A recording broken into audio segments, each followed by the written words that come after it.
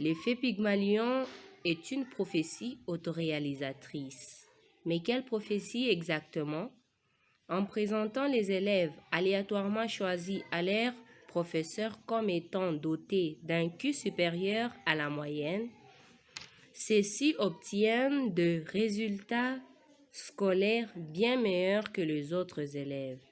Le simple fait de croire à la réussite de quelqu'un et de lui communiquer cette croyance améliore ses probabilités de succès. L'effet Pygmalion est donc caractérisé dans les cadres positifs.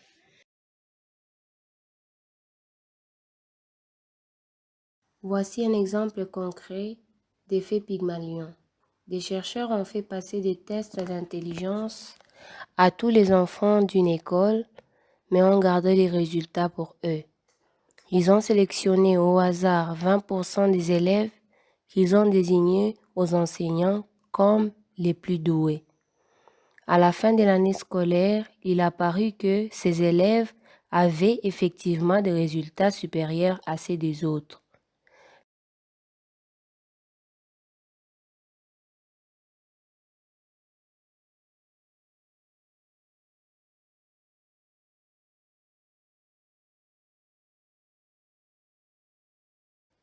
Les chercheurs expliquent cela par le fait que si un enseignant pense d'un enfant qu'il est doué, son attitude envers lui changera, l'enfant se sentira plus en confiance, plus motivé, travaillera plus et au final progressera mieux.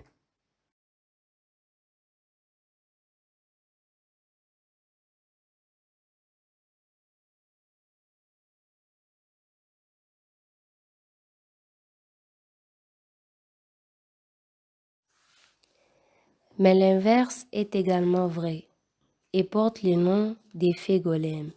Il s'est traduit par des moins bonnes performances suite à un potentiel jugé comme limité par un parent, une autorité. Donc, selon ces effets, l'influence de l'autorité sur l'évaluation scolaire d'une élève est primordiale et partiellement indépendante de ses aptitudes. Les enseignants ont donc un rôle dans la réussite des élèves et c'est indépendamment partie de leur strict enseignement. Or, malheureusement, les études ont montré que les professeurs traitent différemment ceux qu'ils jugent les moins capables, ils écaissent moins suite à leurs propos, ils en sont plus éloignés physiquement dans la classe, les regardent moins et les interrogent moins.